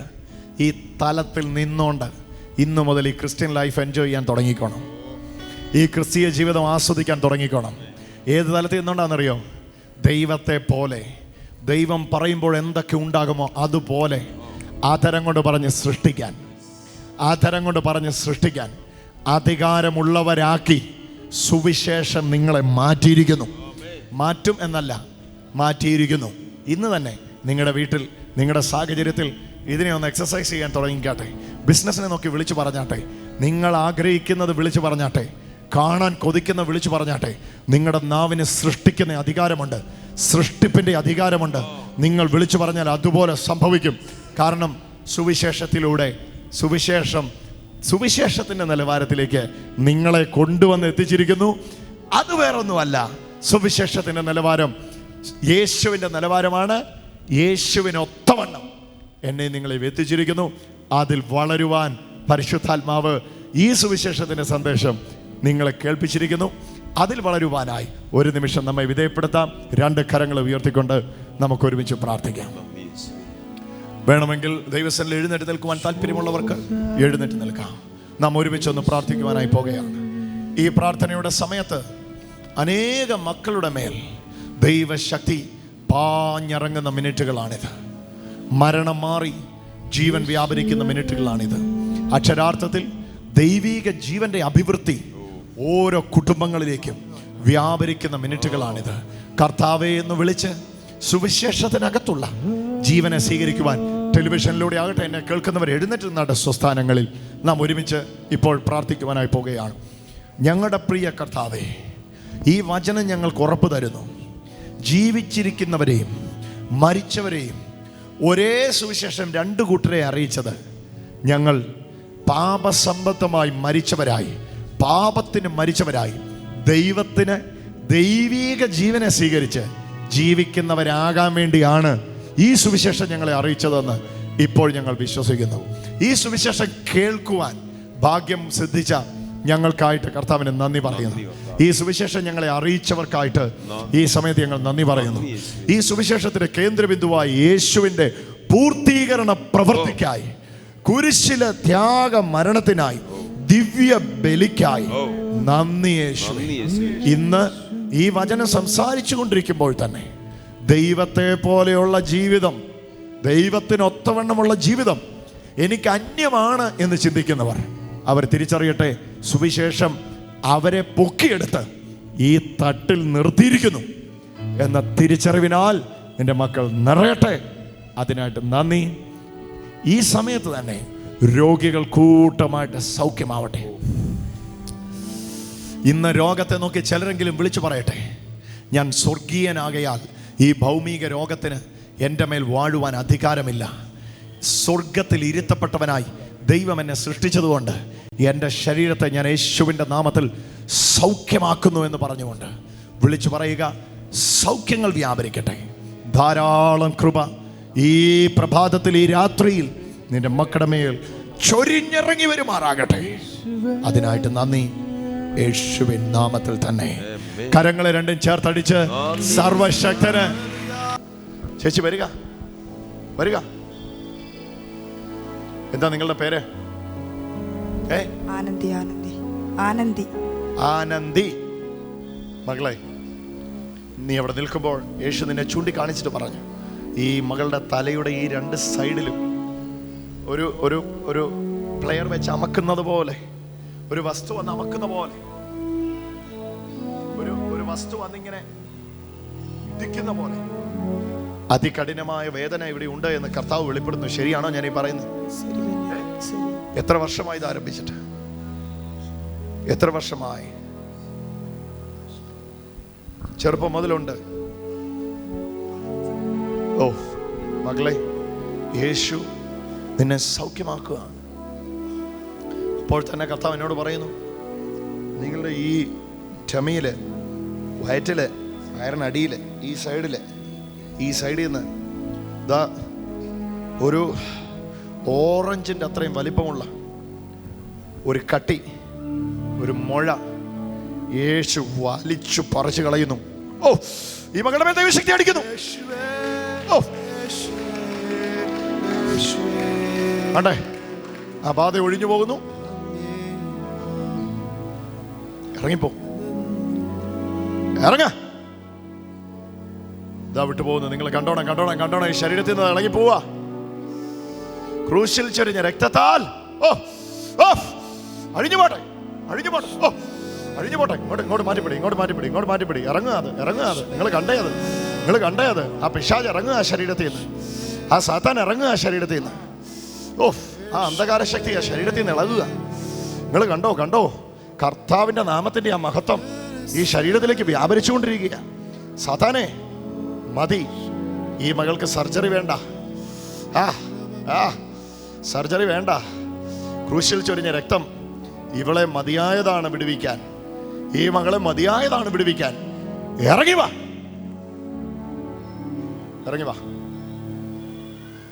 പിടിച്ചോണേ. Get out.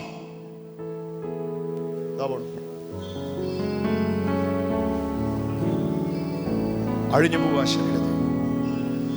ശരീരത്തിൽ നിന്ന് വിട്ടുപോവുക. യേശുവിന്റെ നാമത്തിൽ അത്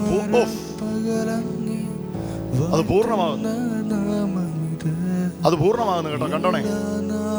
കണ്ടോണേ. അത് പൂർണ്ണമാകും. Get out in Jesus name. Get out in Jesus name. Get out in Jesus name. ഇറങ്ങിപ്പോ. ശരീരത്തിൽ നിന്ന് ഇറങ്ങിപ്പോ.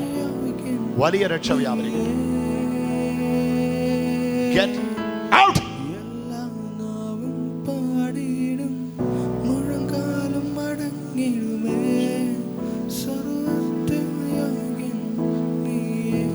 ആ മകളെ യേശു വിടുവിച്ചു കഴിഞ്ഞു. കരങ്ങളെ അടിച്ചുകൊണ്ട് യേശുവിനെ മാത്രം. നന്ദി യേശുവേ.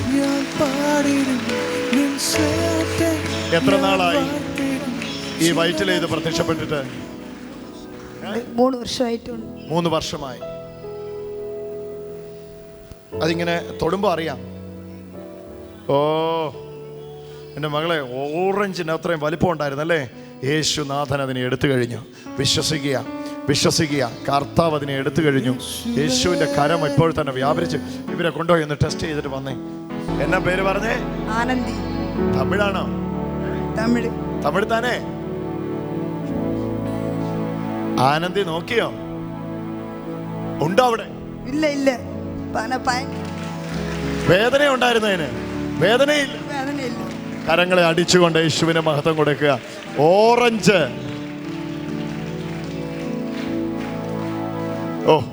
സന്തോഷത്തോടെ പോവുക ആനന്ദി. അവളെ തമിഴ്നാട്ടിൽ നിന്ന് വന്ന് വിടുതൽ പ്രാപിച്ചു.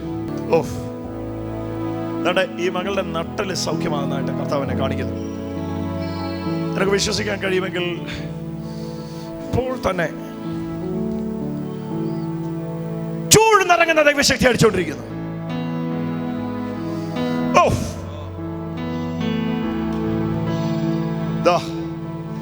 നട്ടലിൽ നിന്ന് ഇറങ്ങിപ്പോന്നു. Get out in Jesus name. യേശുവിന്റെ നാമത്തിൽ നട്ടല് സൗഖ്യമാവുന്നു. നിങ്ങൾക്ക് നട്ടലിന് പ്രയാസം?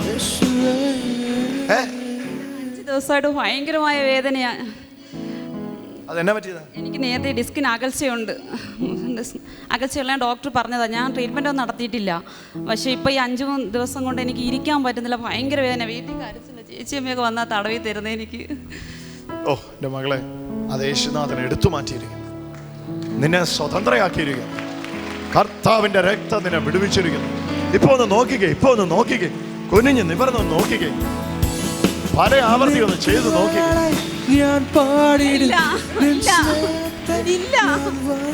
ശരിക്കും നോക്കാഞ്ഞിട്ടാ?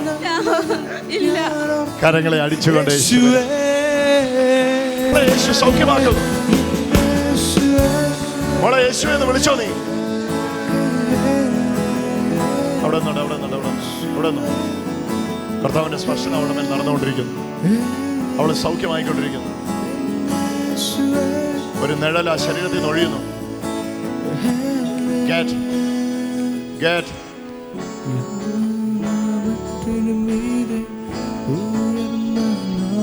ഈ കുഞ്ഞിനെ വിട്ടുപോ. ഇറങ്ങ. ഇവളുടെ ശരീരം യേശുവിന്റെ മന്ദിരമാണ്. ഇതിനകത്ത് രോഗത്തിനല്ല, യേശുവിന് അധികാരം. ആട്ടെ, കർത്താവിന്റെ ശക്തി അവളുടെ മേൽ അടിക്കുന്നു. ദൈവശക്തി അടിക്കുന്നു, അഴിയുന്നു. ഇറങ്ങിപ്പോവുക. ഭയത്തിന്റെ തടവറയിൽ നിന്ന് ഇവൾ രക്ഷ പ്രാപിക്കുന്നു. പേടിയിൽ നിന്ന് ഇവൾ രക്ഷപ്പെടുന്നു. വർഷങ്ങൾ കൊണ്ട് ഇവൾ ഭയത്തിന്റെ അടിമത്തത്തിലാണ്. ശരിയല്ലേ ഞാനീ പറയുന്നേ? ശരിയല്ലേ ഞാനീ പറയുന്നേ? തന്നെ വിടുതൽ പ്രാപിച്ചോ? കർത്താവ് നിന്നെ വിടുവിച്ചുകൊണ്ടിരിക്കുക. യേശുവിന്റെ മഹാരക്ഷ നിന്റെ അടുക്കലേക്ക് വന്നുകൊണ്ടിരിക്കുക. ഓരോ മക്കളും വിളിച്ചോ. ബ്രദറിനെ വിശ്വസിക്കാൻ കഴിയുമോ? കർത്താവ് നിങ്ങളെ ഇപ്പൊ സ്പർശിക്കാൻ പോവുക. രണ്ടിടത്ത് ദൈവിക സ്പർശനം ഇപ്പോൾ ഉണ്ടാവും. ഒന്ന് നിങ്ങളുടെ നെഞ്ചില, രണ്ട് നിങ്ങളുടെ വയറ്റില. ഇവിടെ രണ്ടിടത്ത് നിങ്ങൾക്ക് പ്രശ്നമുണ്ടെന്ന് എനിക്ക് കർത്താവ് വെളിപ്പെടുത്തി. ശരിയാണോ ഞാനീ പറയുന്നത്? തന്നെ എന്ന് പറഞ്ഞ ഒറ്റയ്ക്കെന്നാണ്. രണ്ടിടത്തും ഉണ്ട്. ഓ ഹല്ലേലൂയ. നിങ്ങളൊരു ഹാർട്ട് പേഷ്യന്റ് ആണ്. ആണോ? തന്നെ. കർത്താവിന്റെ ശക്തി വന്ന് അടിക്കാൻ പോവാ. കണ്ണു തുറന്നോ, ഇവിടെ നോക്കിയോ. പവർ ഇപ്പൊ വന്ന് അടിക്കും. കർത്താവിന്റെ മഹാശക്തി ശരീരത്തിലേക്ക് വന്ന് കയറും. ഈ മകനെ ഇന്ന് പുതിയ ജീവൻ കയറുന്നു. ന്യൂ ലൈഫ് കയറുന്നു. പുതിയ ജീവൻ കയറുന്നു. സ്വീകരിച്ചോ. അത് വരുന്നു. നിങ്ങളുടെ ഹാർട്ടിൽ സർജറി നടക്കുന്നു. Touch of Jesus. അഴിയുന്നു. നെഞ്ചിൽ നിന്ന് അഴിയുന്നു. ഉദരത്തിൽ നിന്ന് അഴിയുന്നു. ഹാർട്ട് ബ്ലോക്കുകൾ മാറുന്നു. പമ്പിങ്. എല്ലാവരും കണ്ടേ. ആ മനുഷ്യന്റെ മേൽ കർത്താവിന്റെ ശക്തി അടിക്കുന്നു. കരങ്ങളെ അടിച്ചുകൊണ്ട് നിങ്ങൾ എല്ലാവരും ഒന്ന് കർത്താവിനെ സ്തുതിച്ചോ. ഇറങ്ങിപ്പോ.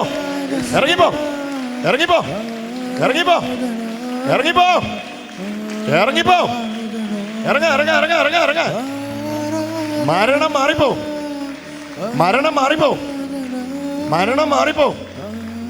മരണം മാറിപ്പോ.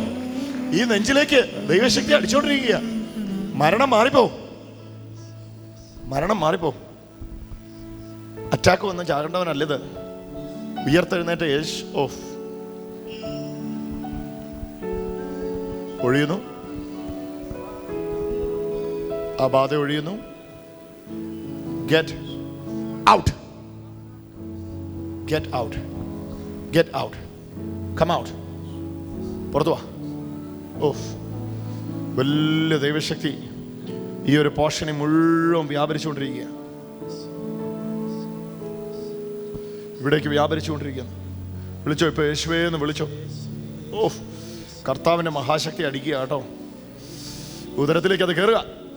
ജീവൻ, ദൈവിക ജീവൻ പ്രവഹിച്ചിറങ്ങട്ടെ. കഴിഞ്ഞു ബ്രദറെ. ഏത് ഹോസ്പിറ്റലിലെ ചികിത്സയില്ല നിങ്ങൾ?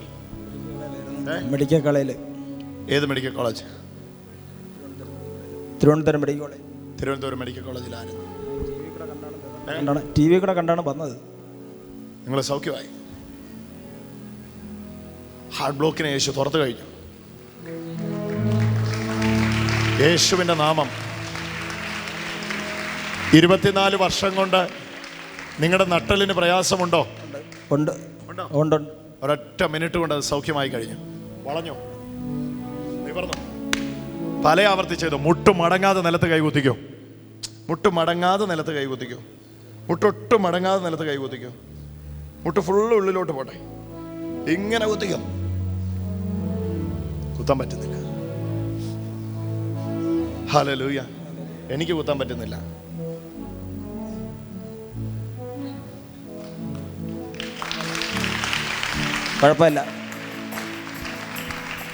കുഴപ്പമില്ല. സൗഖ്യം. 25 വർഷത്തിന് മുൻ 25 വർഷമായിട്ട് ഇതുപോലെ ബെൻഡ് ചെയ്യാൻ പറ്റത്തില്ല. പറ്റൂല. ഒന്നുകൂടെ ബെൻഡ് ചെയ്ത് കാണട്ടെ.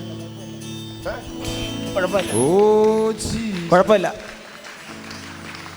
25 വർഷത്തിന് ശേഷം പുറകോട്ട് ബെൻഡ് ചെയ്ത് പൊങ്ങിച്ചാടിക്കേ. കുഴപ്പമില്ല. 25 വർഷം ആയി. കരങ്ങളെ അടിച്ചുകൊണ്ട് യേശുവിനെ മഹത്വം. എന്നാ ഇയാളുടെ പേര്? സോഫി. നീ മക്കളെ പ്രസവിക്കാൻ പോവാ. അതിന് എന്തെല്ലാം തടസ്സമുണ്ടോ അത് മുഴുവൻ ഇപ്പോൾ അഴിയും.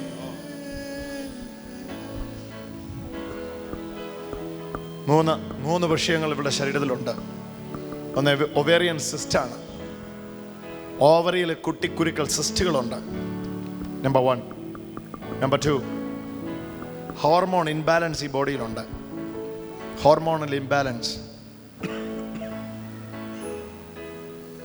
3, ഇതുകൊണ്ടെല്ലാം ഇറഗുലർ ആയിട്ടുള്ള പീരിയഡ്സ് ആണ് ഇവർക്ക്.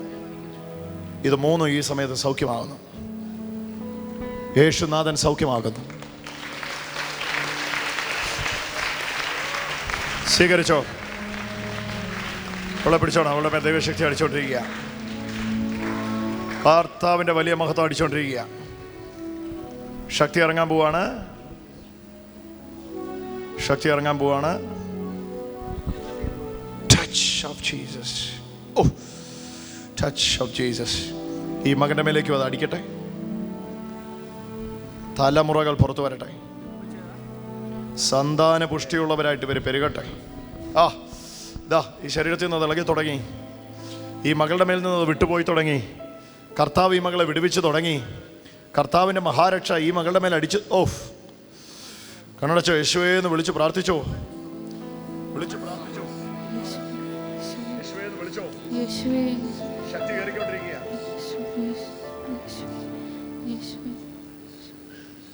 വിളിച്ചോ.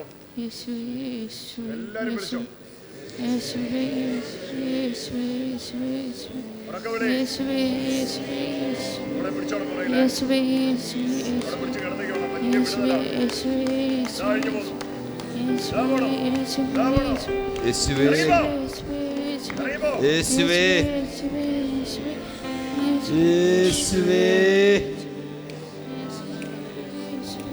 ക്രൂശിൽ ചൊരിഞ്ഞ രക്തം ഇവളുടെ പാപവും വഹിച്ചതാ. അതുകൊണ്ട് ഇനി മേലാൽ ഇവൾക്ക് ഈ അസ്വസ്ഥതകളൊന്നും ഈ ശരീരത്തിൽ വേണ്ട. സന്താന പുഷ്ടിയുള്ളവളായി ഇവൾ പെരുകട്ടെ യേശുവിൻ്റെ നാമത്തിൽ. കർത്താവ് ചെയ്തു കഴിഞ്ഞു സാർ. നിങ്ങൾ വിശ്വസിക്കുക. അടുത്ത കൊല്ലം മീറ്റിങ്ങിന് 10 മാസത്തിന് മുമ്പ് ആ മീറ്റിംഗിൽ നടുവിന് കൈ കൊടുത്തു വരും. 10 മാസം കഴിഞ്ഞിട്ട് ഇനി കൊല്ലത്ത് മീറ്റിംഗ് നടക്കുന്ന കൊച്ചിനെ എടുത്തുകൊണ്ട് വരും. കർത്താവ് അത് ചെയ്തു കഴിഞ്ഞു. യേശു അത് ചെയ്തു കഴിഞ്ഞു. വിശ്വസിക്കുക. യേശു അവർക്ക് വേണ്ടി അത് ചെയ്തു കഴിഞ്ഞു. ഞങ്ങളുടെ സാക്ഷ്യം പറഞ്ഞിട്ടില്ലേ, ഞങ്ങൾക്ക് കുഞ്ഞുങ്ങളുണ്ടാകുകയില്ലായിരുന്നു. മാരേജ് കഴിഞ്ഞ് 4 ഇയേഴ്സിന് ശേഷമാണ് അറിയുന്നത് കുഞ്ഞുങ്ങളുണ്ടാകുകയില്ല എന്ന്. ട്രീറ്റ്മെൻറ്റിന് പോകാൻ ഒത്തിരി പറഞ്ഞു. ട്രീറ്റ്മെൻറ്റിന് പോകാൻ കർത്താവ് പറഞ്ഞില്ല. പ്രാർത്ഥിച്ചു. 3 ഹോസ്പിറ്റലുകൾ പറഞ്ഞു കുഞ്ഞിനെ ദത്തെടുത്തോളാൻ. കോട്ടയത്തെ Caritas hospital, Bharat hospital, medical centre, 3ഇടത്തെയും ഗൈനക്കോളജിസ്റ്റുകൾ പറഞ്ഞു നിങ്ങളുടെ ഭാര്യയ്ക്ക് ഒരു കുഞ്ഞിനെ പ്രസവിക്കാൻ കഴിയുകയില്ല, ഒരിക്കലും സംഭവിക്കുകയില്ല. എൻ്റെ കൊച്ചു 1ാം ക്ലാസ്സിലാണ് ഇപ്പൊ പഠിക്കുന്നു. യേശു ജീവിക്കുന്നു. ചേച്ചി എന്നാ സൗഖ്യമാ കർത്താവിൽ നിന്ന് ചോദിക്കുന്നത്? ഇപ്പോൾ അത് വന്നുകൊണ്ടിരിക്കുക. ചോദിക്കുക അവർക്ക് എന്താ സൗഖ്യമാണ് ചോദിക്കുന്നത്. അവർക്കത് ലഭിക്കുകയപ്പോൾ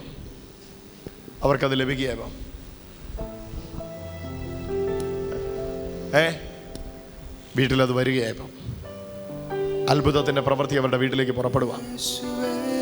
അവരുടെ കുടുംബത്തിൽ നിന്നൊരു ശാപം ഒഴിഞ്ഞു പോവുക.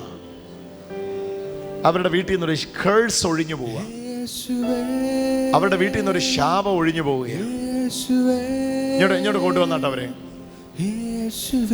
എത്ര അധ്വാനിച്ചാലും ഓട്ടസഞ്ചിയിൽ ഇടുന്ന പോലെ കർത്താവിന്റെ ശക്തി അടിക്കുക കേട്ടോ. ഉയർത്തെഴുന്നേറ്റവനെ, ഉയർത്തെഴുന്നേറ്റവനെ യേശുവേ, ഈ മകൾ ഇപ്പോൾ തന്നെ സൗഖ്യമാകുന്നു. ആ ദൈവിക ജീവൻ അവളുടെ നട്ടിലേക്ക് തുളച്ചു കയറുന്നു. ശക്തി ശക്തി ശക്തി ശക്തി ശക്തി ശക്തി ശക്തി ശക്തി ശക്തി ശക്തി ശക്തി ശക്തി ഇറങ്ങി വരുന്നു. സൗഖ്യമാകുന്നു. അത് വലിയ സൗഖ്യമാണ്. വിളിക്കുക യേശുവേ എന്ന് വിളിക്കുക. എല്ലാരും വിളിക്കുക. ഒരു സൗഖ്യം ചോദിക്കുന്നെങ്കിൽ രക്ഷിതാവേ, യേശുവേ, രക്ഷകനെ, യേശുവേ, എന്നാ സൗഖ്യം കൃപയാണേ ആണോ? കൃപയാണേ. എത്രാമത്തെ ക്ലാസ് പോലെയാണ്? 8ാം ക്ലാസ്സിൽ പഠിക്കുമ്പോൾ തുടങ്ങി. എങ്ങനെയാ പ്രശ്നം ഒന്ന് പറഞ്ഞു. ടോയ്ലറ്റ് ടെൻഡൻസിയാ? ഭക്ഷണം കഴിച്ച ഉടനെ ടോയ്ലറ്റ്? പരീക്ഷ എഴുതത്തിലായിരുന്നു, ജോലിയുടെ പ്രശ്നം ഉണ്ടായിരുന്നു. ജോലി സൗഖ്യമായി. ഉയർത്തെഴുന്നേറ്റ യേശുനാഥ, എന്നെ കൊണ്ട് ഇത് പറ്റിയല്ല, ഈ മകനെ സൗഖ്യമാക്കാൻ എന്നെ കൊണ്ട് പറ്റിയല്ല, പക്ഷെ അങ്ങേക്ക് കൊണ്ട് പറ്റും. അങ്ങേക്ക് ഈ മകനെ സൗഖ്യമാക്കാനായിട്ട് പറ്റും. അപ്പോൾ തന്നെ ആ ദൈവിക ജീവൻ പാഞ്ഞിറങ്ങട്ടെ, പാഞ്ഞിറങ്ങട്ടെ, പാഞ്ഞിറങ്ങട്ടെ, പാഞ്ഞിറങ്ങട്ടെ. ആ ദൈവിക ജീവൻ പാഞ്ഞിറങ്ങട്ടെ, ഇതിനകത്തേക്ക് അത് വ്യാപരിക്കട്ടെ. ഇതാഴിഞ്ഞു പോകുന്നു, ഇതാഴിഞ്ഞു പോകുന്നു. ഇനി അത് വേണ്ട, ഇനി അത് ഇനി അത് വേണ്ട. ഇന്നിപ്പോൾ തന്നെ ആ മകൻ സൗഖ്യമാവട്ടെ. കൃപയാണേ, കൃപയാണേ, കൃപയാണേ, കൃപയാണേ. യേശുവേ, യേശുവേ, യേശുവേ.